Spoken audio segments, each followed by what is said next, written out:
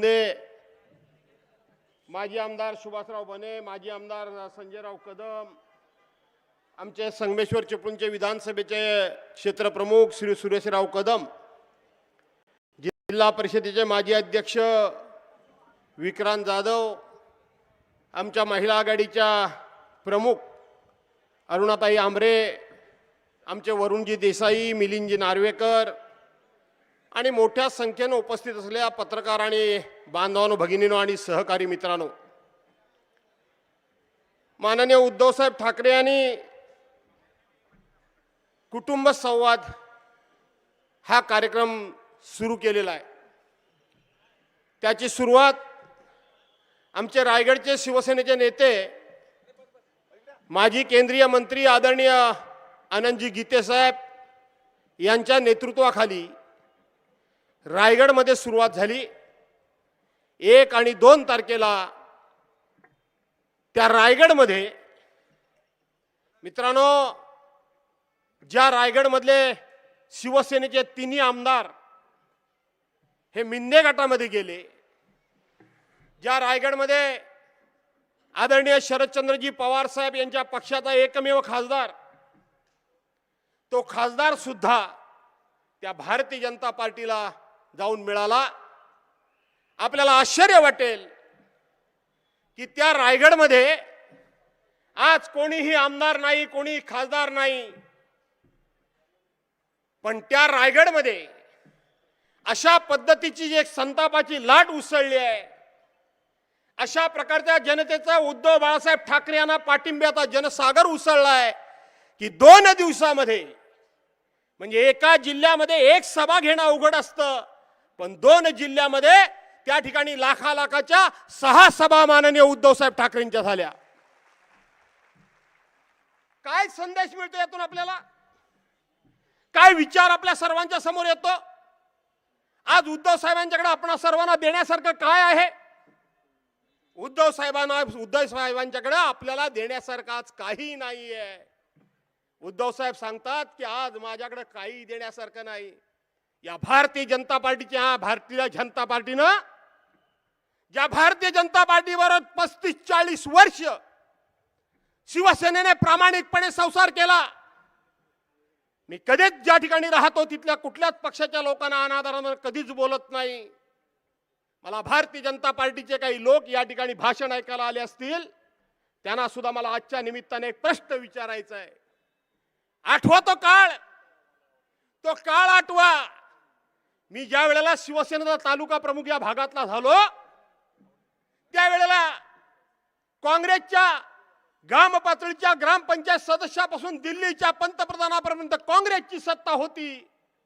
त्यावेळेला मी आणि माझ्या बरोबरचे असलेले असे अनेक शिवसैनिक 1 पाऊल जमिनीवर, 1 पाऊल कोर्टात, 1 पाऊल पोलीस स्टेशनला, असे दिवस आम्ही त्या काळामध्ये काढत होतो।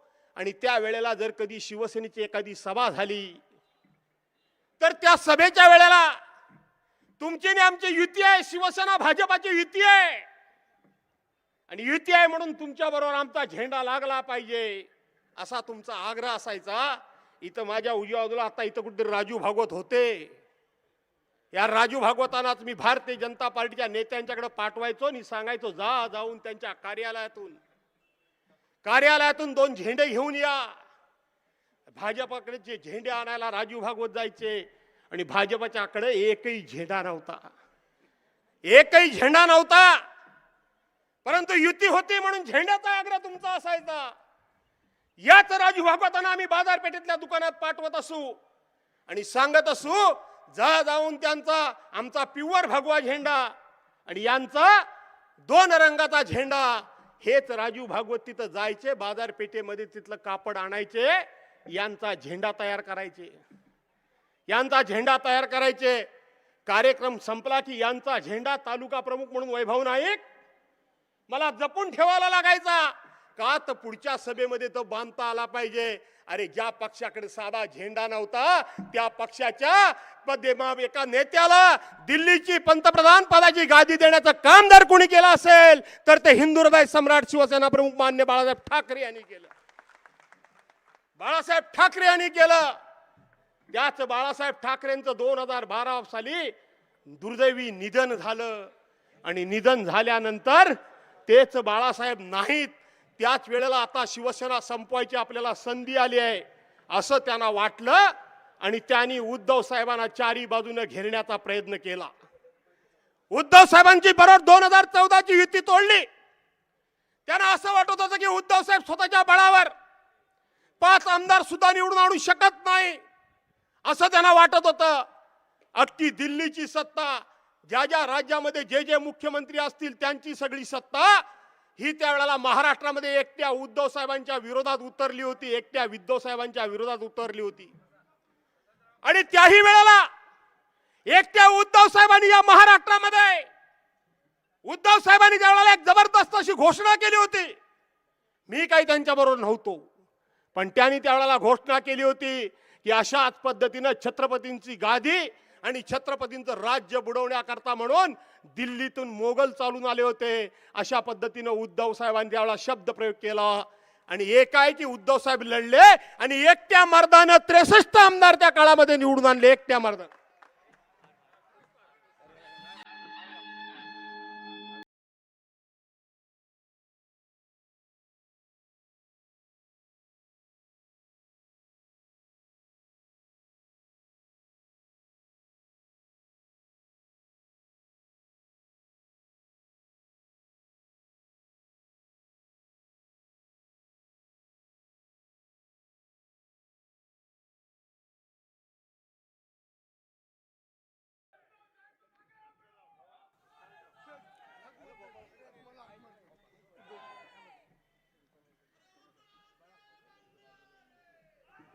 काय झालं काय साहेब, काय आदेश आहे?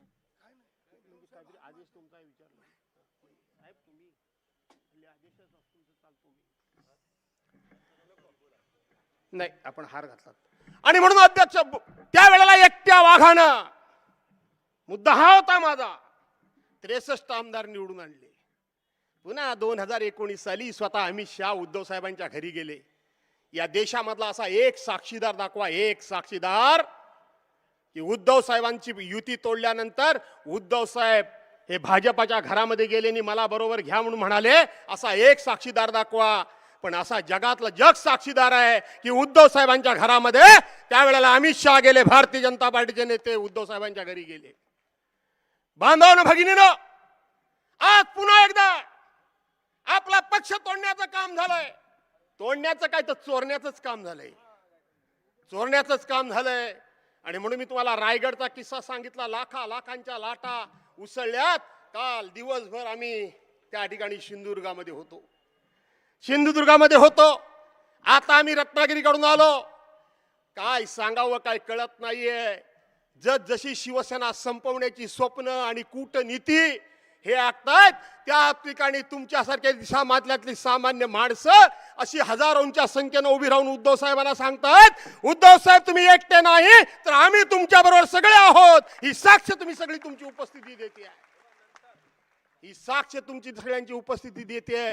आणि म्हणून उद्धव साहेबांना ट्रेननी जायचं आहे, वेळ आहे, मला कल्पना आहे, तरी सुद्धा मी बऱ्याच ठिकाणी बोललोय, मी जास्त बोलणार नाही. परंतु मला तुम्हाला या ठिकाणी एक गोष्ट सांगायची आहे. आज उद्धव साहेब या ठिकाणी आलेत. किती जणांना नवीन पिढीला आहे मला माहित नाही, माझ्या पिढीतली माणसं वरिशी इथं आहेत, परंतु नवीन पिढीला हे माहित नसेल की हे चिपळूण म्हणजे उद्धव साहेबांचा आजोळ आहे. वहिनी, हे चिपळूण म्हणजे उद्धव साहेबांचा आजोळ आहे. तुमचं घर इथं बाजूला पिंपलीमध्ये आहे. 1994 साली मला वाटतं मासाहेब 1994 साली आल्या होत्या. 12 नोव्हेंबर 1994 मला तारीख आठवतीये. आणि त्यावेळेला त्या माझ्या घरी आल्या होत्या. त्यावेळेला एकदा त्या तिकडे जाऊन आल्या आणि त्यावेळेला त्या म्हणाल्या, भास्कर इथं माझं माहेर आहे. मी ज्या वेळेला कधी होता मासाहेबांना भेटायला जायचो तेव्हा त्या म्हणायच्या की मासाहेब म्हणायच्या माझ्या माहेरचा माणूस आला. आज उद्धव साहेब आजोळामध्ये आलेत. त्यांचे तुम्ही नात्यानं मामा असाल, मामी सगळे, केवळ वैद्य कुटुंब नाही, कारण ते सगळ्यांना कोण ठराविक म्हणजे माझा कुटुंब मानत नाही. तर जो शिवसैनिक आहे तो माझा कुटुंबातला सदस्य आहे असं ते मानतात.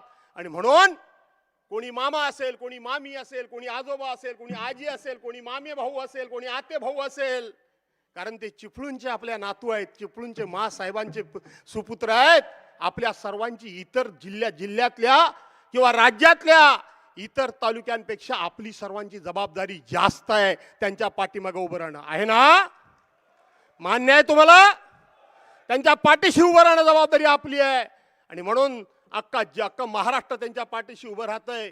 त्यांनी संवाद यात्रा, कुटुंब संवाद यात्रा सुरू केलेली आहे. अभिनव असा उपक्रम आहे. ते संपूर्ण महाराष्ट्रामध्ये फिरणार आहेत. उद्धव साहेब काय या ठिकाणी बोलावं की न बोलावं या मनस्थितीमध्ये मी होतो, परंतु बोललं पाहिजे. रत्नागिरीमध्ये तिथला उमेदवार लवकरच आपण जाहीर करा असा मी आग्रह धरला. त्याच पद्धतीने चिपळूणच्या बाबतीत सुद्धा तुम्हाला स्पष्टपणे निर्णय घ्यायला हवा. कारण आपली युती आघाडी आहे. आघाडीमधले जे म्हणून कोण सोडून गेले असतील, आज काँग्रेसमधून कोण गेले नाहीत, उद्या जातील की नाही मला माहित नाही, पण राष्ट्रवादीचे पवार साहेबांच्या बाजूचे काही लोक गेलेत, तसे आपल्या बाजूचे गेलेत. आपला महाविकास आघाडीचा निर्णय आहे की जे आपल्याला सोडून गेले त्यांना पराभूत करायचं म्हणजे करायचं, हा आपल्या सर्वांचा निर्धार आहे. मला माहित आहे इथले आमदार शेखर निकम, बरीच चर्चा वेगवेगळी सुरू आहे, पण आजचाच दिवस आहे की काही गोष्टींचा खुलासा या ठिकाणी करणं गरजेचं आहे. का गेले का शेखर निकम? शेखर निकम गेले का? शेखर निकमांना काय कमी पडलं? शेखर निकमांना कुणी काय कमी केलं? शेखर निकम जर आज गेले नसते तर शेखर निकम किमान शिवसेना आणि राष्ट्रवादीच्या एकत्रित, काँग्रेसच्या एकत्रित मतामुळं 1.25 लाखानं तरी निवडून आले असते. 1.25 लाख मतांनी निवडून आले असते. कारण माणूस गोड बोलया. बरोबर आहे का नाही? माणूस गोड बोलया. काही जणांना शिवसेना कशी उभी राहिली आहे, चिपळूण तालुक्यामध्ये किती रक्ताचे पाठ गेलेत हे कोणाला माहित सुद्धा नाही. मी राष्ट्रवादीचा आमदार आणि 28 केसेस शिवसेनेच्या माझ्या अंगावर, लाल दिव्याची गाडी न्यायची, कोर्टाच्या बाहेर उभं राहायचं आणि आत कोर्टात जायचं, इतिहास कोणाला माहित आहे? आपली आघाडी झाली, निवडणुकीनंतर आघाडी झाली.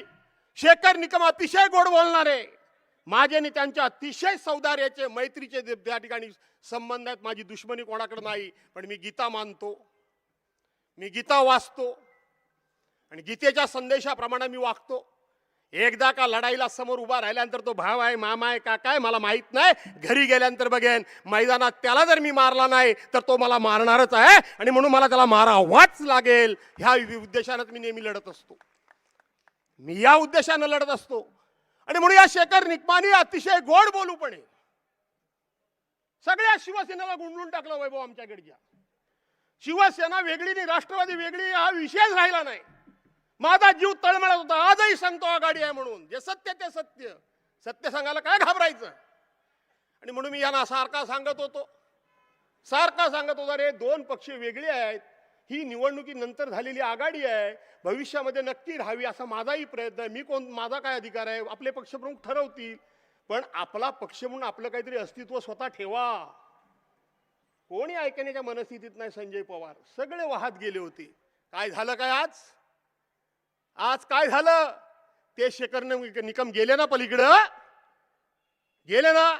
म्हणजे मी सांगत होतो हे राजकारणामध्ये काय घडेल सांगता येत नाही. माझा प्रश्न शेखर निकमाना, तुम्ही काय सांगताय लोकांना? मी गेलो तर विकास कामांकरता गेलो.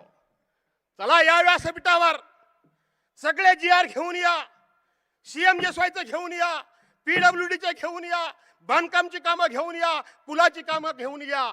आज जी सगळी कामं चालू आहेत ती त्यावेळेला महाविकास आघाडीच्या माध्यमातून मंजूर झालेली कामं, आदरणीय उद्धव साहेबांच्या नेतृत्वाखाली मंजूर झालेली कामं आहेत. 6 जानेवारी 2022 रोजी निघालेले GR, 6 जानेवारी 2022 रोजी मुख्यमंत्री उद्धव साहेब होते. 20 जून 2022 रोजी आम्हाला सगळे सोडून गेले. आणि तुम्ही म्हणताय मला कामाकरता गेलो. माझा प्रश्न तुम्हाला आहे, कारण मी आयुष्यभर आमदार लोकांनी मला करून ठेवलेलंच आहे. मला आमदार आयुष्यभर करून ठेवलेलं नाही आमदार लोकांनी. हो, लोकांचे अनंत उपकार आहेत. 7 वेळा लोकांनी निवडून दिलं, 1-2 वेळा नाही. माझा प्रश्न आहे की तिकडे सत्ता आहे म्हणून कामाकरता गेलात ना, तुम्ही लोकप्रतिनिधी होण्याच्या योग्यतेचे नाही, माझं म्हणणं आहे. अरे जर सत्ता तुमच्याकडे आहे म्हणून तुम्ही तिकडे गेलात, सत्ता काय कायम तुमच्या बाजूने येणार आहे काय? उद्या सत्ता उद्धव साहेबांची महाविकास आघाडीची येणार आहे, काय करणार आहात तुम्ही? सत्ता असो अगर नसो, या जनतेला लोकप्रतिनिधी असा आहे, सत्ता असली तर ठीक आहे, नसली तर सभागृहामध्ये संघर्ष करणारा, जनतेकरता अधिकाऱ्यांच्या बरोबर संघर्ष करणारा असा लोकप्रतिनिधी पाहिजे. आणि म्हणून इथं मी मैत्री दोस्ती बिस्ती काही नाही. मुस्लिम बांधवांना सांगेन, सगळ्यांना सांगेन, लोकसभेला तुम्ही तर नक्कीच मदत करणार आहात या महाविकास आघाडीच्या उमेदवाराला. पण उद्याच्या विधानसभेच्या निवडणुकीमध्ये मी ज्यावेळेला एकच फक्त किस्सा सांगतो. जेव्हा शेखर निकम तिकडे तिकडे गेले तेव्हा सगळे असे थंडगार पडले, कोणी काय बोलायला तयार नाही. त्यावेळेला फक्त मीच एक आवाज दिला. ज्या पद्धतीनं तानाजी मालुसरे सिंहगड घ्यायला गेले होते, कोंढाणा किल्ला घ्यायला गेले होते आणि तानाजी मालुसरे पडल्यानंतर सगळं सैन्य सैरावारा झालं होतं, तेव्हा सूर्याजी मालुसरेंनी सांगितलं, अरे पळता कुठे. परतीचे दोर त्यांनी कापून टाकले आणि सांगितलं, एक तर लढा नाही तर मरा. जेव्हा शेखर निकम तिकडे गेले त्यावेळेला एकच आवाज मी दिला की होय, याच्या विरोधात लढायचं म्हणजे लढायचं. आणि सगळी जनता एकवटली, सगळे परतीचे दोर कापले गेलेले आहेत. आणि म्हणून आज आपल्याला लढावं लागेल. उद्धव साहेबांनी आज मी मगाची रायगड सांगितलं, काल सिंधूर सांगितलं आणि रत्नागिरी ही शेवटची सभा उद्धव साहेबांची आहे. उद्धव साहेब, उद्याच्या लोकसभेच्या निवडणुकीमध्ये कदाचित तुम्हाला यायला मिळेल अगर नाही मिळेल, पण मला असं वाटतं की एवढ्या सभा घेतल्यानंतर तुम्ही काही यायची गरज नाही. हा कोकण आयुष्यभर तुमच्या पाठीशी उभा राहिलाय, शिवसेना प्रमुखांच्या पाठीशी उभा राहिलाय, तो उभा राहील हा विश्वास बाळगतो. पुन्हा एकदा आपलं स्वागत करतो आणि पुन्हा या ठिकाणी थांबतो. जय हिंद, जय महाराष्ट्र. शिवसेना पक्षप्रमुख उद्धव साहेब हे या व्यासपीठावर आगमन झालेलं आहे आणि चिपळूणच्या या अथांग जनसमुदायाला मार्गदर्शन करण्यापूर्वी मी जिल्हा प्रमुख सचिन कदम, प्रतापराव शिंदे, विनोद झगडे, शशिकांत मोदी यांना विनंती करतो, माननीय पक्ष बाळा कदम आणि बाकी सर्वच पदाधिकाऱ्यांना विनंती करतो, या सर्वच पदाधिकाऱ्यांना विनंती करतो की पक्षप्रमुख उद्धव साहेबांचं त्यांनी पुष्पहार देऊन स्वागत करावं.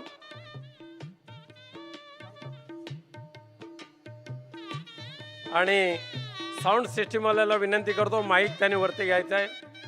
अरे तुम्ही घ्या, संदीप सावंत तुम्ही पण जा.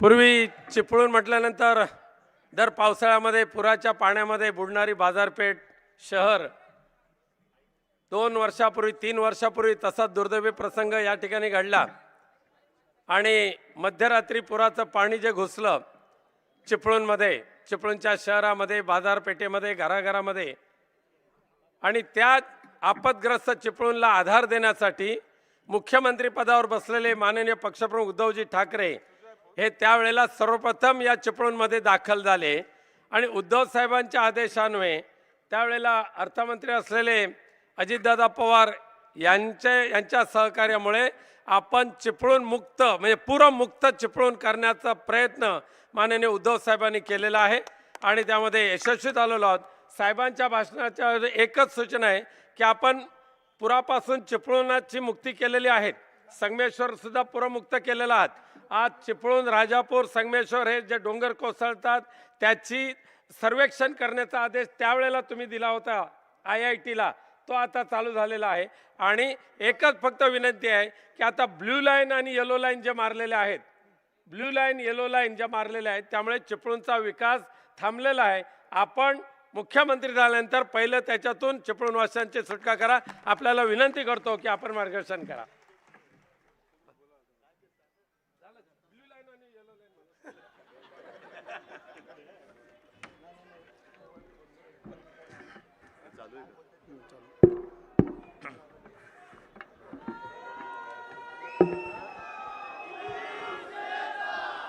जमलेल्या माझ्या तमाम हिंदू बांधवांनो, भगिनींनो आणि मातांनो, हे जरा पत्रकारांनो जरा प्लीज बसलं तर बरं होईल, पाठच्या लोकांना दिसेल. जरा बसून या, सांगितलंय त्यांना. निवडणुका जाहीर झालेल्या नाहीत आणि तसा आजचा सोमवार म्हणजे काय सुट्टीचा दिवस नाही. वेळ आता 5:30 वाजलेत. तुम्ही किती वेळापासून इथे बसलायत? सुट्टीचा दिवस नाही, आरामाची वेळ होती नव्हती, तरी देखील मी माझ्या कुटुंबाशी संवाद करायला येतोय म्हटल्यानंतर हे सगळं माझं कुटुंब इकडे जमा झालं. मग जेव्हा जाहीर सभेला येईन, भास्करराव मी सभेला येणार, नक्की येणार, पण तुम्ही सांगितले त्याच्यामुळे प्रचाराच्या सभेला नाही आलो तरी विजयाच्या सभेला येणार.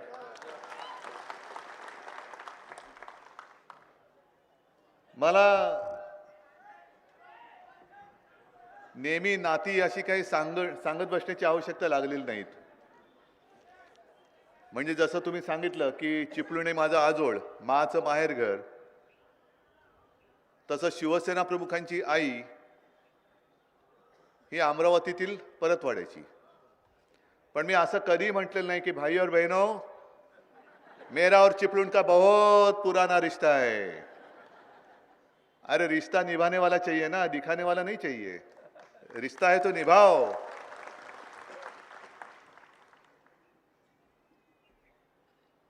हे नुसते रिश्ते हे असतात, पण संकटात ते सोबत येतात ना, ते फरिश्ते असतात. आणि तुम्ही सगळे माझे फरिश्ते आहात. एवढं संकट तर मी मानतच नाही खरी, कारण प्रत्येक संकट एक संधी घेऊन येत असतं. जे माझ्या आजोबांनी शिकवलंय की संकटाच्या छाताडावरती चालून जा, तसं संकट आलं की त्याच्या छाताडावरती चालून जातो मी. आणि एक गोष्ट बरी झाली की अशा ज्या काही वेळेला संकटासारख्या गोष्टी येतात, तेव्हा आपल्या आजूबाजूंचे जी लोक असतात त्यांचे बुरखे फाटतात. खरं कोण आणि खोटं कोण कळतं. सगळं काही देऊन सुद्धा ज्यांची लाळ गळत असते ते मुखवटे गळल्यावरती कळतं. आणि असे सगळे लाल घोटे हे आज भाजपसोबत गेलेत. इकडे तर चिपळूणमध्ये धरणं फोडणारे खेकडे सगळे एकत्र गेलेत.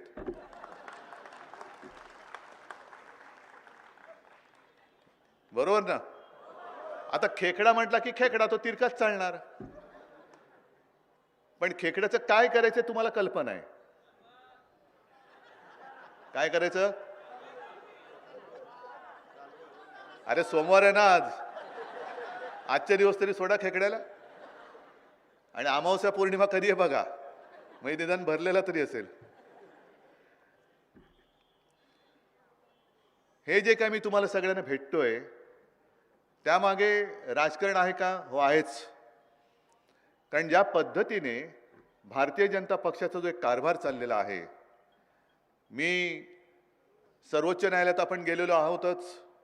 आशा आहे वेळेमध्ये निकाल लागेल, न्याय मिळेल ही अपेक्षा सर्वोच्च न्यायालयाकडनं नाही ठेवली तर आणखीन कोणाकडनं ठेवायची? पण सर्वोच्च न्यायालयाच्या बरोबरीने आपल्या देशामध्ये जे सगळ्यात मोठं न्यायालय ते तुम्ही आहात, जनतेचं न्यायालय. जनतेचं न्यायालय. त्या जनतेच्या न्यायालयात एक गेल्या काही दिवसांपूर्वी जनता न्यायालय, मला नाही वाटत की असा प्रयत्न किंवा अशी काही गोष्ट यापूर्वी कोणत्याही राजकीय पक्षाने केली असेल. कारण लोकांना दाखवलं तोंड राहिलं पाहिजे ना. आम्ही काही पाप नाही केलं म्हणून आम्ही लोकांसोबत जाऊ शकतो, लोकांमध्ये मिसळू शकतो. आणि आज सुद्धा बघा इकडे कुटुंब संवाद म्हटल्यानंतर मी काय देणार आहे का तुम्हाला? काहीच नाही देणार आहे. माझ्या हातात ठेवलंय काय? माझे हात रिकामे आहेत.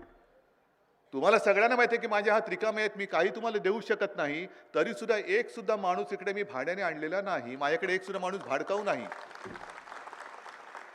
पण जेव्हा सत्ताधारी येतात हल्लीचे, सरकार आपल्या दारी करत काहीच नाही, तिथे सुद्धा झालेल्या योजनांचा पुन्हा एक पाढाव असतात. आणि काही जणांतर दिलेली प्रमाणपत्र पुन्हा देतात. मग दुसऱ्या दिवशी बातम्या येतात की यांच्या कार्यक्रमाला अर्ध्याहून अधिक खुर्च्या रिकाम्या होत्या. इथे एक सुद्धा खुर्ची रिकामी तर नाहीच, पण इकडे रस्त्यावरती पण जागा उभं राहिला नाही, इकडे सुद्धा उभं राहायला जागा नाही. ही शिवसेनेची ताकद आहे. जे भारतीय जनता पक्षाला वाटत होतं, आता मी भारतीय जनता पक्ष जरा सभ्यपणाने बोललो, पण बाळासाहेबांचे विचार सोडलेत असे जे म्हणतात त्यांना ते सोडले नाहीत हे कळण्यासाठी मी कमळाबाई म्हणतो. कारण कमळाबाई शब्द माझा आहे का? कोणी दिला कमळाबाई नाव? बाळासाहेबांनी दिला. आणि परत मी तर घराणेशाहीवाला आहे, एक तर घराणेशाहीवाला आणि बाळासाहेबांचे विचार पकडून ठेवणार. म्हणून कमळाबाईला असं वाटलं की शिवसेना ही संपेल. 2014 सालीच ते आपल्याला संपवायला निघाले होते. मग मी त्यांना प्रश्न जेव्हा विचारतो अजूनही कोणाचं धड उत्तर येतच नाही. आज जे आपले पंतप्रधान घराणेशाहीच्या विरुद्ध टाहो फोडतायत, 2014 साली मीच पक्षप्रमुख होतो. जे आत्ताचे बोलतायत की यांच्याकडे पक्षप्रमुख पदच नाही, मग तुम्ही पाठिंबा कोणाचा घेतला होता? तेव्हा जे राष्ट्रपती होते प्रणव मुखर्जी, त्यांच्याकडे मला नेलं होतं. म्हणजे आम्ही सगळ्यांसोबत गेलो होतो आणि ज्या पत्रावरती सही केली होती. आम्ही आमच्या युतीचे नेते म्हणून श्रीयुत नरेंद्र मोदी यांना पंतप्रधान पदाचे दावेदार किंवा उमेदवार म्हणून घोषित करत आहोत, कृपया आपण मंजुरी द्यावी. त्या पत्रावरती माझी सही का घेतली होती? 2019ला पण मग तुमचा अर्ज भरायला मला का बोलवलं होतं? अमित शहाने मला का बोलवलं होतं? 19 साली, त्याच्या आधी 18 साली जी आपली युती जवळपास तुटल्याच जमा होती, ती पुन्हा करण्यासाठी मातोश्रीवरती तुम्ही का आला होतात? मिंद्याकडे का गेला नव्हता? तो जर आत्ता पक्षप्रमुख म्हणते तर मिंद्याने जर तुम्हाला सांगितलं असतं की आपण भाजपाबरोबर जायचंय तर तुम्ही गेला असतात. मग कशाला तुम्ही माझा पाठिंबा घेतलात? म्हणजे तोपर्यंत तुम्हाला माहिती होतं की हा पक्षप्रमुख आहे. पण मोदीजी आत्ता तुम्ही घराणेशाहीबद्दल जो टाहो फोडताय, एक तर पहिलं माझं म्हणणं आहे की घराणेशाहीबद्दल बोलणारा माणूस हा घरंदाज असायला पाहिजे. त्याचं स्वतःचं घर दार कुटुंब हे व्यवस्थित सांभाळून जर तो घराणेशाहीबद्दल बोलला तर मी समजू शकतो. पण स्वतःचा काही पत्ता नाही, तुम्ही आमच्या घराणेशाहीवरती बोलताय. पण 2014ला माझा पाठिंबा घेताना तुम्हाला माहिती नव्हतं की हा शिवसेना प्रमुखांचा मुलगा आहे, ह्याचा पाठिंबा घेणं म्हणजे घराणेशाहीचा पाठिंबा घेणं आहे. 19ला माहिती नव्हतं. मग हे जे काय त्यांचं सगळं ढोंग आहे आणि हरामखोरपणा आहे, होय हरामखोरपणा मी म्हणतोय. जरा ते जय श्रीराम म्हणतात ना, मी त्यांना हरामखोरपणा म्हणतोय. मग तुमचं जे भांडं आम्ही फोडलं जनतेच्या न्यायालयात की काय काय केलं होतं. शिवसेनेची म्हणे घटनाच नाही, शिवसेनेमध्ये अंतर्गत अशी निवडणूक झालीच नाही, हा उद्धव ठाकरे पक्षप्रमुख झालाच नाही. ते सगळं आपल्याकडे व्हिडिओ रेकॉर्डिंग आहे, कागदपत्र आहेत, ती सगळी आपण जनतेच्या न्यायालयात सादर केली. तुम्ही पाहिलीत ना, बघितलीत. मग काय तुमचा निकाल, काय निर्णय, कोणाची आहे शिवसेना? हो, पण त्याने बाळासाहेबांनाच चोरायचा प्रयत्न करतायत. मग काय करणार? म्हणजे मी काल जे बोललो ना, नाही कोमामध्ये जाऊ द्या, पण म्हणून मी बोललो की यांचा कारभार कसा आहे की चोराला तरी लाज असते. म्हणून आपण आपल्याकडे ती म्हण आहे ना, चोरीचा मामला हळूहळू बोंबला, ही म्हण आहे. म्हणजे चोराला तरी काहीतरी लाज असते, पण या चोराला लाजच नाही. चोरीचा मामला आणि जोर जोरात बॉम्बला. आता होळी येतेच आहे ना, करून घ्या एकदा बो बो बो बो काय ते. आणि मगाशी मी राजनच्या इकडे गेलो होतो. म्हणजे कुठला आधीचा मतदारसंघ? राजापूर, नंतर रत्नागिरी. मला रत्नागिरीत येताना भास्करराव तुम्ही ती झेंड्याची गोष्ट इकडे सांगितलं का? नाही.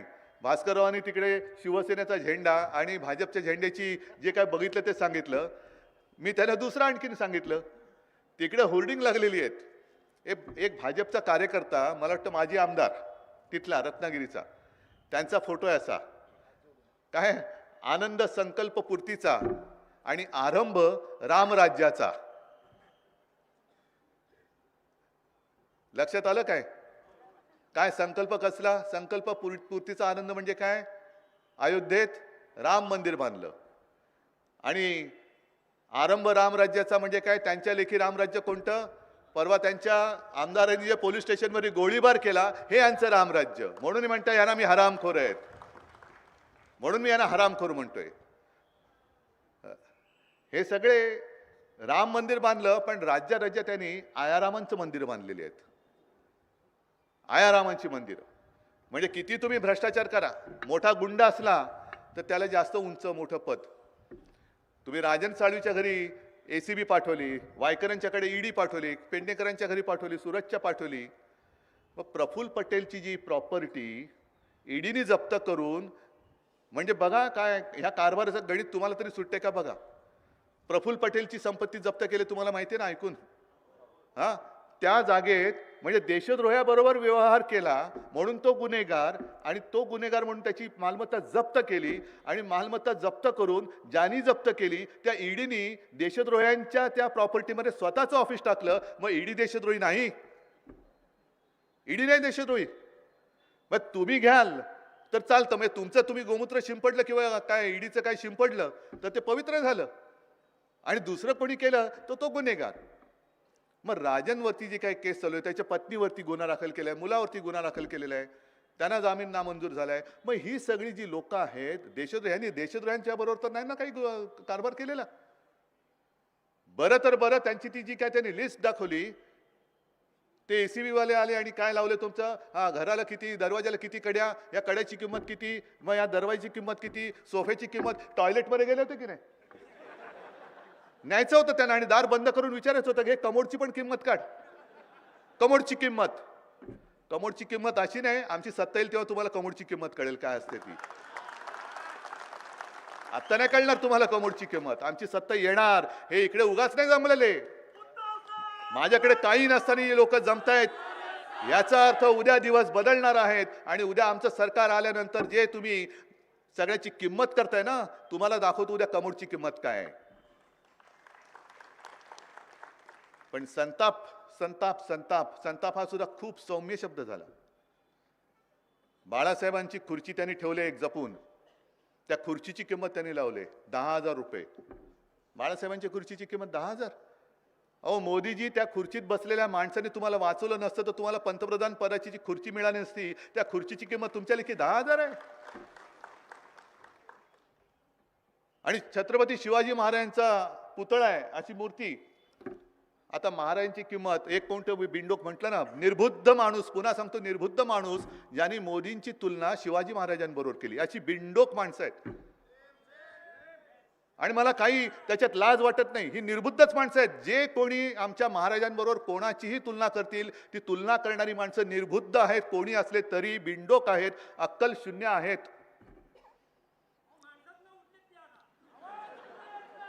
ही निर्बुद्ध माणसं आहेत, म्हणजे त्यांची अंधभक्त आहेत. उगाच काहीतरी धर्माच्या नावाने मारामाऱ्या करायच्या. आम्ही पण हिंदुत्ववादी आहोत ना, का आम्ही हिंदू धर्म सोडलेला नाही? पण छत्रपती शिवाजी महाराजांच्या पुतळ्याची किंमत तुम्ही 5,000 रुपये लावता, मग मोदींची किंमत तुम्ही त्यांच्यावर तुलना केली होती किती लावली पाहिजे? मग हे सगळे जे प्रश्न आहेत, म्हणजे असा काय मोठा गुन्हा त्यांनी केलेला आहे? वायकरच्या मागे ईडी, ह्याच्या मागे ईडी, त्याच्या मागे ईडी. मी तर सांगतो ही नामर्दाची लक्षणे आहेत, नामर्दाची लक्षणे आहेत. ही अशी एवढी सगळी जनता तुमच्याकडे येत नाही. गेली 10 वर्ष तुम्ही जर का एवढी सगळी सुवर्ण संधी, प्रत्येकाकडे संधी मिळत असते, पण संधीचं सोनं करायचं का संधीची माती करायची हे ज्याचं त्यांनी ठरवायचं असतं. तुम्ही संधीची माती केलीत, बरं माती तरी चांगली असायला पाहिजे ना. मातीतनं सुद्धा झाडं येतात, पण यांच्या मातीमधनं काहीच येत नाही. कधी विचार आलेला नाहीत, कधी नेते आलेले नाहीत, कधी आदर्श आलेले नाहीत. अशी ही सगळी भिकार माती आहे. आजपर्यंत भारतीय जनता पक्षाने काय दिलं? काही नाही दिलेलं. म्हणून मी जिथे जिथे जातोय, मी आता मला दिसत आहेत, म्हणजे वाटेत सुद्धा काही स्वागताला असतील, इकडे सुद्धा काही आले असतील, मुस्लिम समाजाची लोक येत आहेत, महिला येत आहेत, पुरुष येत आहेत. आणि मी त्यांना विचारतो की काय हो, तुम्हाला माहिती नाही मी कोण आहे? मी हिंदू हृदय सम्राटांचा पुत्र आहे, आणि मी सुद्धा हिंदू आहे, हिंदुत्ववादी आहे. आणि ते सांगतात, काही शुद्ध मराठीत बोलतात. मला तर परवा एका ठिकाणी मराठीमध्ये कुराणाची प्रत दिली, मराठीमध्ये कुराणाची प्रत. पण ते मुसलमान सांगतात की साहेब, तुमच्याबद्दल आमचा गैरसमज करून दिला होता, तुमचं हिंदुत्व वेगळं आहे आणि भाजपाचं हिंदुत्व वेगळं आहे. म्हटलं काय हिंदुत्व आहे? त्याला तुमचं हिंदुत्व आहे ते घरातली चूल पेटवणार आहे, आणि भाजपचं हिंदुत्व हे घर पेटवणार आहे. म्हणून मी भारतीय जनता पक्षाला सांगतोय की तुम्ही आम्हाला धर्म वगैरे शिकवायला जाऊ नका, हिंदुत्व शिकवायला जाऊ नका. कारण माणसाने धर्म घडवलेला आहे, तुम्ही धर्माने माणूस बिघडवू नका. माणसाने धर्म घडवलाय आणि तुम्ही धर्माने माणूस बिघडवताय. गाडगे बाबा कोण होते? काय हिंदू नव्हते? पण गाडगे बाबांनी जो एक धर्म शिकवला, जो तहानलेला असेल त्याला पाणी देणं, जो भुकेला असेल त्याला अन्न देणं, आणि ज्याला घर नाही त्याला घर देणं, ज्याच्याकडे वस्त्र नाही त्याला वस्त्र देणं, ही दशसूत्री मी मुख्यमंत्री असताना मंत्रालयाच्या दारात लावली होती. यांनी सरकार पाडलं आणि ते पण काढलेलं. मग टीका झाली. मग टीका झाल्यानंतर परत लावली असं म्हणतात. मी नाही बघितलं ते. आहोत ना, आम्ही हिंदू आहोत. पण आमचं हिंदुत्व म्हणजे जो दुसऱ्या धर्माचा दिसेल त्याला ठोक असं नाहीये. मी गेल्या सभांमध्ये सातत्याने सांगतो आणि चॅनलच्या माध्यमातून तुम्ही सुद्धा पाहिलं असाल म्हणून मी पुन्हा पुन्हा ते काही सांगत नाही बसत. पण निवडणूक आल्यानंतर यांना सगळ्यांचं जे प्रेमाचं भरतं येतं. निर्मला सीतारामन बाई ज्या बोलल्या की आता या देशामध्ये 4च जाती आम्ही मानतो, तरुण, गरीब, शेतकरी आणि महिला. मग सांगा ना, 10 वर्षात त्या शेतकऱ्यांसाठी काय केलं तुम्ही? शेतकरी आंदोलनाला बसले होते. कडाक्याच्या थंडीमध्ये काही शेकडो शेतकरी मृत्यू पावले. तुम्ही गेला होता तिकडे? पंतप्रधान गेले होते. महिला म्हटल्यानंतर मणिपूरमध्ये ज्या महिलांची विटंबना झाली, अशा कित्येक गोष्टी घडल्या असतील पण अजून आपल्यापर्यंत पोहोचल्याच नाहीत आणि अशा गोष्टी होऊच नाहीत. तिथे पंतप्रधान गेले होते. आता जे पंतप्रधान वारंवार येत आहेत, आता पुन्हा एकदा म्हणजे मी काळाराम मंदिरात गेलो, त्याच्या आधी हे काळाराम मंदिरात गेले. सिंधुदुर्गामध्ये हे पण जाऊन आले. पण मी सिंधुदुर्गात जाऊन छत्रपती शिवाजी महाराजांच्या मंदिरात जाऊन तिथे माथा टेकून त्यांचे आशीर्वाद घेऊन आलो. मोदीजी, तुमचा कार्यक्रम ज्यांनी ठरवला तो फक्त शिवाजी महाराजांचं मंदिर विसरला आणि तुम्हाला उगाच तो तिकडे समुद्र किनाऱ्यावरती एक हेलपाटा मारून आणला.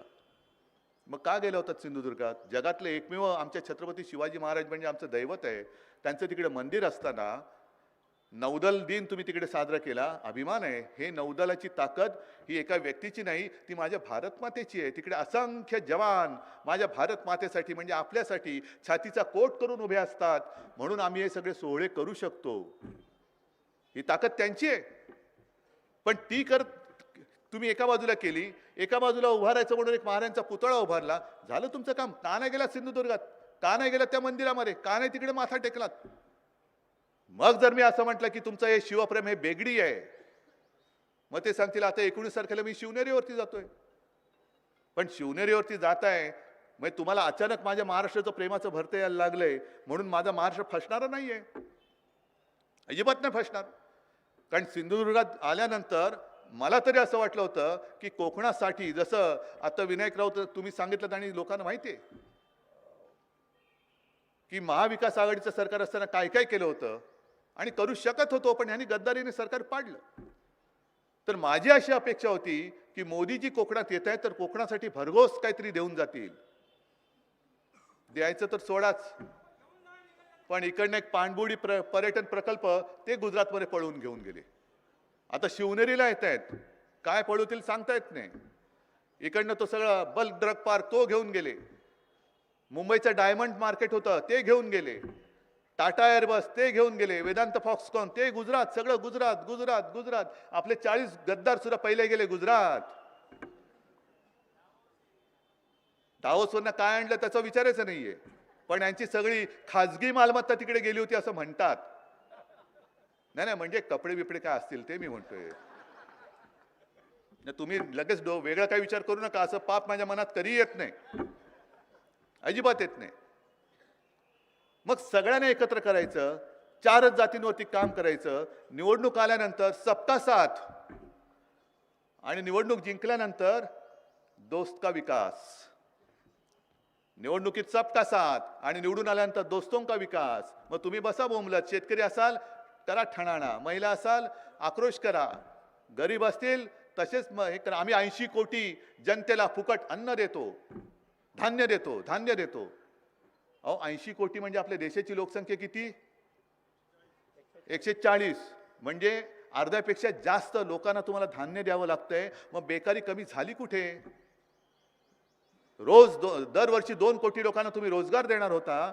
मग 2 कोटी लोकांना जर रोजगार दिले असते तर गेल्या 10 वर्षामध्ये किती? 20 कोटी, बरोबर ना?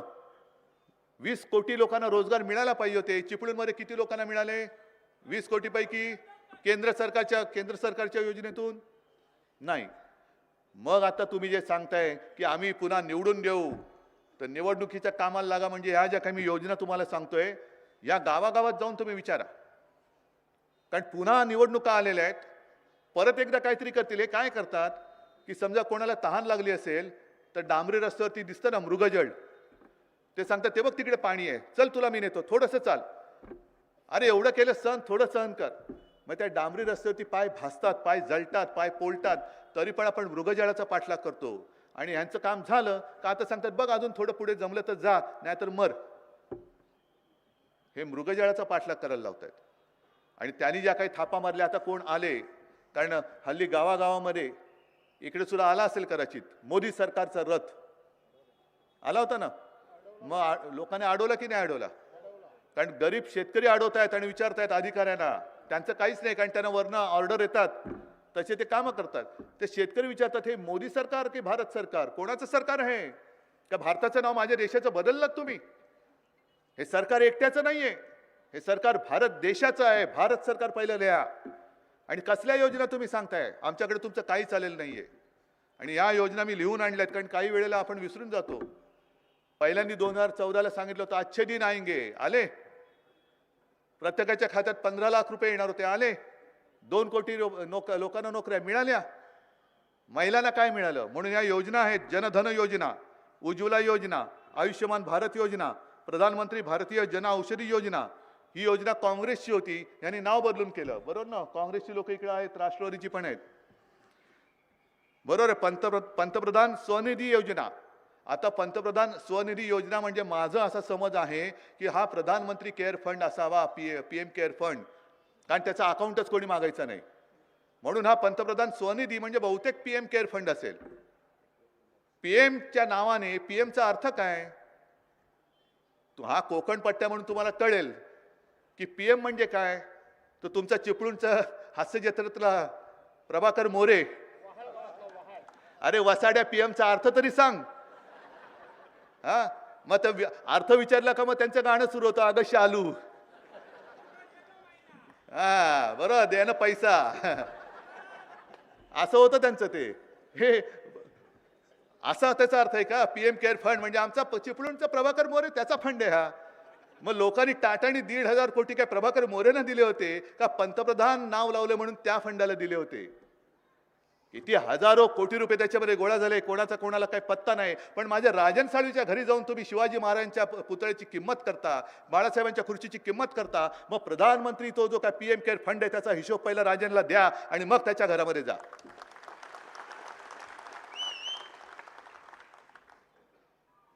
हे काहीच नाहीये. मग तुम्ही जे केले निवडणूक रोखे, तुमच्याकडे 6,000 8,000 कोटी साठलेत, कोणी दिलेत ते पैसे? हा सगळ्यात मोठा घोटाळा आहे.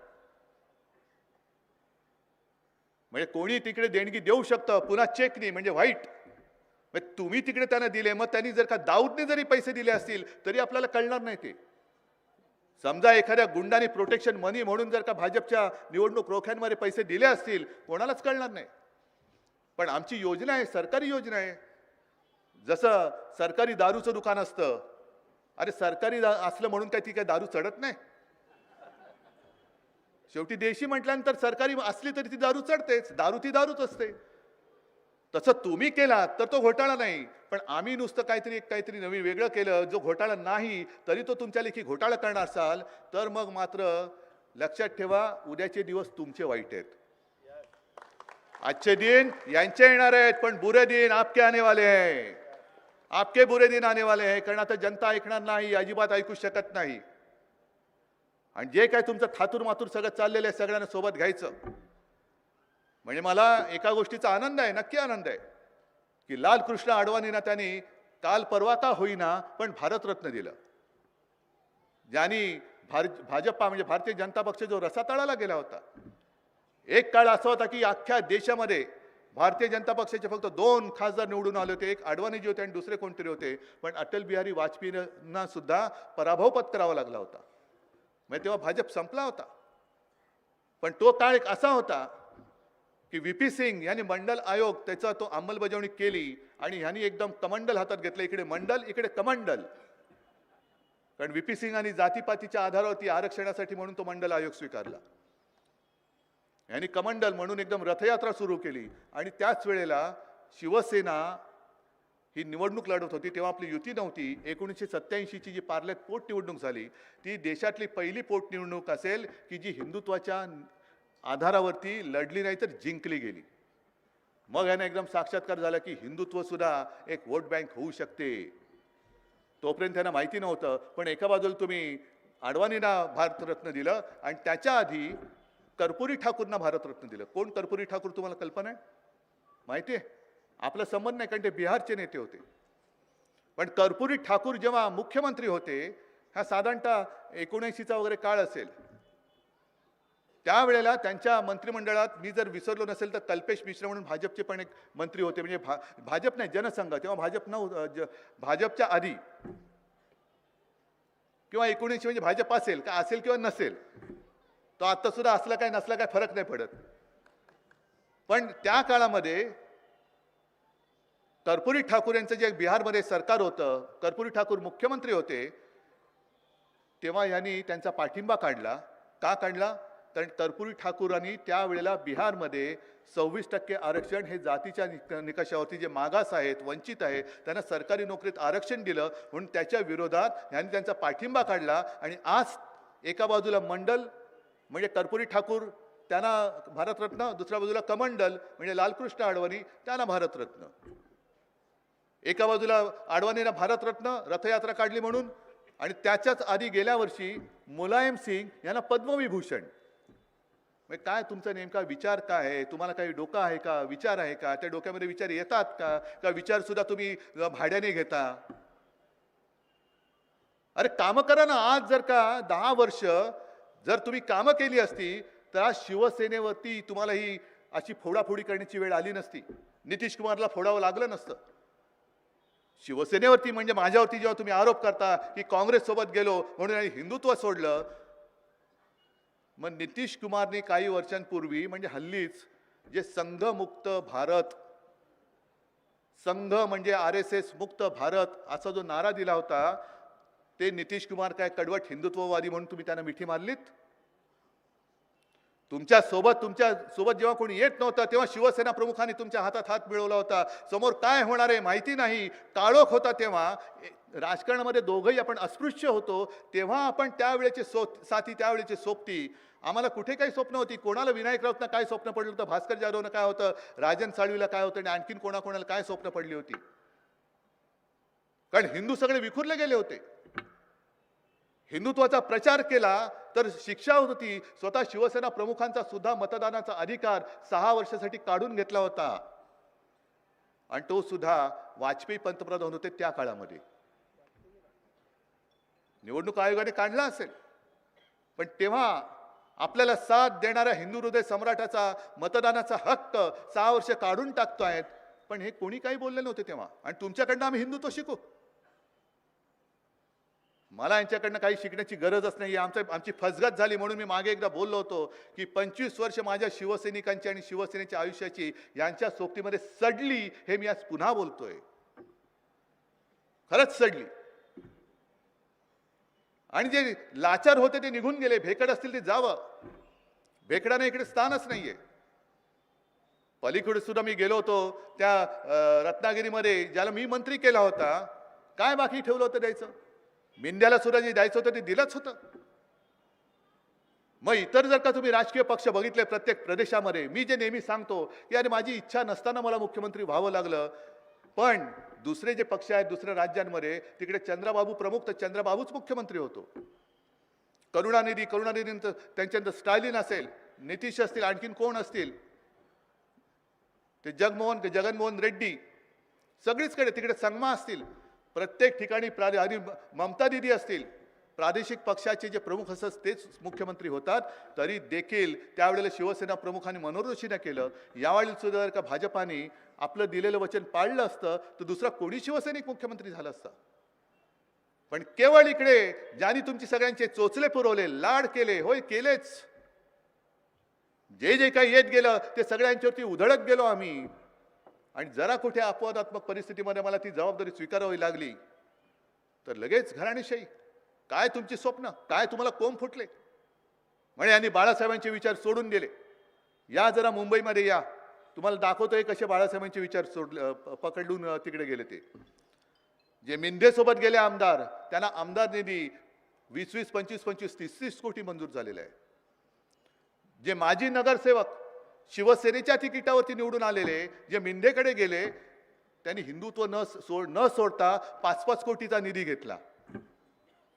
म्हणजे आमच्या बाकीच्या अजय चौधरी आहेत, रवींद्र वायकर आहेत, यांनी पत्र देऊन, राजन पण असतील, भास्करराव तुम्ही असाल, सगळ्या आमदारांनी विकास निधीची पत्र लिहून सुद्धा पेनं झिजली, शाई संपली, कागद संपले, पण मंजुरीच मिळत नाही. 1 रुपया मिळत नाही.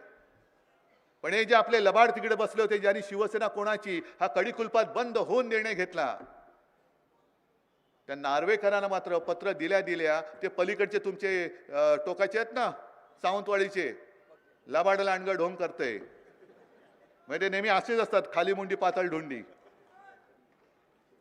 त्यांनी पत्र येताच क्षणी त्याच दिवशी त्यांना 27 का 28 कोटी रुपये मंजूर. हे तुमचं हिंदुत्व. आणि हे काही लोकांना दिसत नाहीये. सगळे बघतायत. जी एक आपल्याकडे दुसरं म्हणतात ना की मांजर डोळे मिटून दूध पितं, पण तिच्या लक्षात येत नाही तिन्ही डोळे मिटले तरी जगाचे डोळे उघडे असतात. जरा थांबा, निवडणूक येऊ दे, मग हातातला स्वतः तुमच्या कुठे मारतो ते बघा. आता तुम्हाला वाटतं तुम्ही डोळे मिटून दूध पिताय, पण जरा स्वतः हातात आल्यानंतर कसा हाणतो. कारण ते तुकाराम बुवाने सांगितले ना, नाठाळाच्या माथी हाणू काठी. ती तुकाराम महाराजांची काठी घेऊनच तयार राहायचं मतदानाला. आणि हे चिपळूण म्हटल्यानंतर मला आठवतंय जो पूर आला होता, त्या पुरामध्ये पूर आल्यानंतर सुद्धा मी, भास्करराव, आपण सगळेजण, विनायक तुम्ही तर इकडे 20-22 दिवस ठाण मांडून बसला होता. कोण खासदार असं जाऊन बसतो? कोणतं सरकार काम करतं? मी तर बाजारपेठेत चालत गेलो होतो, लोकांच्या मध्ये उद्वेग होता आणि मी बघितलं अक्षरशः सगळं उद्ध्वस्त झालेलं. ते दुकानं होती, काही घरं होती, त्याच्यात सगळ्या चिखलाने राडा झाला होता. सगळं चिखल चिखल चिखल कसं स्वच्छ करायचं? मी मुंबई महापालिकेची ती यंत्र इकडे पाठवली होती. ठाणा, मुंबई, नवी मुंबई इथून यंत्र पाठवली होती. शिवसैनिक आले होते. आणि तुम्ही साक्षात हे आपण केलं होतं की नव्हतं तुम्ही सांगा. चिपळूणकरांनी केलं होतं ना. आणि तरी सुद्धा एक प्रसंग, एक घटना मी विसरू शकत नाही, जी माझ्या हृदयाला खरंच चटका लावून गेली. ती इथल्या हॉस्पिटलमध्ये करोना काळामध्ये जे झालेले मृत्यू, ते मी विसरू शकत नाही. ऑक्सिजन देऊ शकलो नाही. ऑक्सिजन होता पण देऊ शकलो नाही, कारण हे लाईट दिवे आत्ता आलेत, पण त्यावेळेला दिवे गेले होते म्हणून त्यांना ऑक्सिजन देऊ शकलो नव्हतो आपण. पुरामुळे, पुराचं पाणी जे घुसलं त्याच्यामुळे पूर्णपणे वीज पुरवठा खंडित झाला आणि सगळं तिकडे ते बरे होते. ऑक्सिजन होता पण वीज खंडित झाली, वीज प्रवाह खंडित झाला, म्हणून ते बिचारे जे बरे व्हायला आले, बरे होत होते, ते ऑक्सिजन विना तडफडून मेले. हे नाही मी विसरू शकत. आणि मग आम्ही जो निर्णय घेतला होता मुख्यमंत्री म्हणून, सगळ्या कलेक्टरना बोलवलं, इलेक्ट्रिसिटीच्या ऑफिसर्सना बोलवलं, म्हटलं हा जो सगळा काही पट्टा आहे हे आता आखरीत घडायला लागलंय. वातावरणामध्ये बदल होतोय. यापूर्वी असं कधीतरी एखादं वादळ व्हायचं, पण तेव्हा सलग वादळ येत होती. टोकते आलं, निसर्ग आलं, हे आलं, ते आलं. म्हटलं असं किती काळ चालणार? ह्या वायर्स अशा राहतील तर प्रत्येक वेळेला जरा कुठे काय झालं की संपूर्ण हे अंधारामध्ये गुडूप होऊन जाणार. कोण हॉस्पिटलमध्ये असतील त्यांनी जीव तर गेलेच, करणार काय? कोणाचे ऑपरेशन्स असेल, कोण ट्रीटमेंट चालू असेल, शाळा बंद, सगळं बंद. ह्याच्यासाठी म्हणून मी मंजूर केला होता निधी की भूमिगत त्या विजेच्या तारा टाकायच्या, म्हणजे वीज वाहक तारा ज्या आहेत त्या भूमिगत करायच्या. म्हणजे वादळ आलं तर खांब पडण्याची काही गरजच, म्हणजे खांब असला काय नसला काय, वीज पुरवठा थांबणार नाही कधी आणि कोणाचाही प्राण उपचाराविना जाणार नाही. ही तरतूद, होय, मी थोडं अभिमानाने सांगेन की मी मुख्यमंत्री म्हणून केलं होतं, कारण माझ्या हृदयाला लागलेली ती घटना आहे.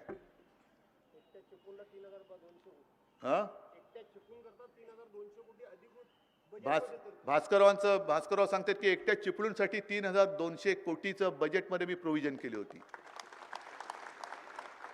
ही गर्दी इकडे जमली ती काय उगाच नाही जमलेली. आज निवडणुकीमध्ये मी येऊन तुम्हाला काहीतरी सांगेन तर तुम्ही मला विचाराल की अरे आधी का नाही आलास? पण आधी मी येऊन गेलो होतो आणि यापूर्वी पण आलो होतो, यापुढे पण येणार आहे. आणि एक गोष्ट नक्की की ही दुर्घटना एक झाली तरी देखील तुमच्याकडे येणं नुसतं चालू नाही ठेवणार, मी काम करून येऊन दाखवेन. काम करून येऊन दाखवेन. आणि म्हणून आता या निवडणुका येत आहेत, थापेबाजी जोरात होईल. अच्छे दिन परत आणायचं काहीतरी स्वप्न, त्याच्यानंतर बस हो गई महंगाई की मार, अब की बार अमुक सरकार, बस हो गया इसका पार, अब की बार इसकी सरकार. त्यांना सांगायचं बस हो गया तुमचा सगळा कारभार, अब की बार भाजपा तडीपार. झाला, बस झाला तुमचा कारभार, अब की बार भाजपा तडीपार. ही एकच घोषणा आणि एकच प्रतिज्ञा मनामध्ये घेऊन जर का तुम्ही उभे राहिला नाहीत, तर मग मात्र आपल्या देशाला कोणी वाली राहणार नाही. कारण देशाची वाटचाल ही हुकुमशाहीच्या दिशेने चालू आहे, हुकुमशाहीच्या दिशेने. आणि मी सांगण्याची गरज नाही, ज्या पद्धतीने त्यांनी शिवसेना फोडली, जे नड्डा बोलले की या देशात एकच पक्ष राहील. ठीक आहे, निवडणुकीत जय पराजय आम्ही स्वीकारतोच, पण सरकारी यंत्रणा वापरून जर का तुम्ही पक्षाची तोडफोड करायला लागाल, तर उद्या आमची सरकार आल्यानंतर तुम्हाला तोडून फोडून टाकल्याशिवाय राहणार नाही, हे लक्षात ठेवा. आणि या हुकुमशाहीपासून माझी ही लढाई नाही एकट्याची. माझं मुख्यमंत्रीपद गेलं नाही, मी सोडून दिलं एका क्षणामध्ये. इकडे माझी पत्नी बसले, तिला विचारा, फेसबुक लाईव्ह केला, घरामध्ये आलो आणि सांगले चल निघायचं, आता आहे तसं आपण निघायचं. मोह असता तर मी चिकटून बसलो असतो, पण मी तसा काही मोह ठेवलाच नाही, अजिबात ठेवला नाही. मी तुमच्या बरोबर आहे आणि तुम्ही माझ्या बरोबर आहात. आणि जी लढाई मी लढतो आहे ती केवळ शिवसेनेची नाही, केवळ भाजपा बरोबर नाहीये, केवळ मोदींबरोबर नाहीये, तर ही लढाई तुमची आहे. तुम्ही विचार केला पाहिजे की जर यावेळेला भाजप सरकार परत आलं तर तुमच्या पिढ्या ज्या आहेत त्या पुढच्या पिढ्या हुकुमशहाच्या ताब्यात जाणार आहेत. मग इकडे माता भगिनी बसल्यात, तुम्हाला हे मंजूर आहे तुमच्या पुढच्या पिढ्या हुकुमशहाच्या हातामध्ये देणं? आणि हुकुमशाही चालले की नाही चालले मी तुम्हाला सांगण्यापेक्षा देशातल्या ज्या काही बातम्या येत आहेत, ज्या पद्धतीने चंदीगडमध्ये चाललंय, ज्या पद्धतीने महाराष्ट्रामध्ये कारभार चाललाय, जसं त्या सोरेनला अटक केली, जसं केजरीवालच्या मागे लागलेत, जसं राजन साळवीच्या मागे लागलेत, म्हणजे यांच्या